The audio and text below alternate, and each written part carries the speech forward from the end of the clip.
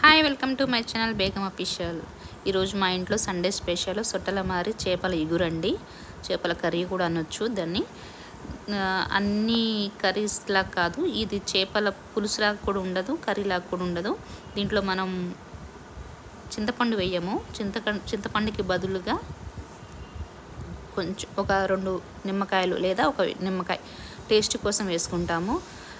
వేరే కర్రీ లాగానే చేస్తాము. సేమ్ చేపల పులుసుకి మనం ఎలా అయితే ప్రిపేర్ చేసుకుంటామో అన్ని మసాలాలు అలానే ప్రిపేర్ చేసుకుంటాము.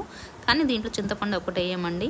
చాలా టేస్టీగా ఉంటుంది. ఒకసారి ట్రై చేయండి. మీకు కూడా మీకు దొరికితే కనుక, ఇలాంటి చేప దొరికితే కనుక తప్పకుండా నేను చేసిన విధంగానే ట్రై చేయండి. మీరు కూడా ఒకవేళ తినే ఉంటారేమో, మేబీ తింటే కనుక ఇలానే చేశారా, ఈ విధంగా కర్రీ చేశారనేది నాకు కామెంట్ చేయండి.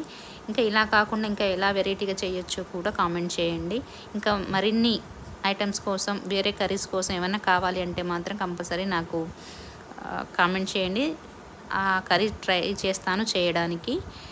అలాగే నా వీడియో లైక్ చేయండి, షేర్ చేయండి, సబ్స్క్రైబ్ చేయండి, మీ ఫ్రెండ్స్కి ఫార్వర్డ్ చేయండి. Please bell icon compulsory press చేయండి. నా వీడియోస్ మీ దాకా రావాలి అంటే ఖచ్చితంగా మీరు బెల్ ప్రెస్ చేయాల్సిందే. నా కూర ఎలా ఉంది చూస్తేనే అర్థమవుతుంది కదా. అలా మీరు ఏమైనా ట్రై చేస్తారా, ఇంకా వెరైటీగా ఏమైనా చేయొచ్చా అనేది మాత్రం కామెంట్ చేయండి. Thank you so much for watching my channel.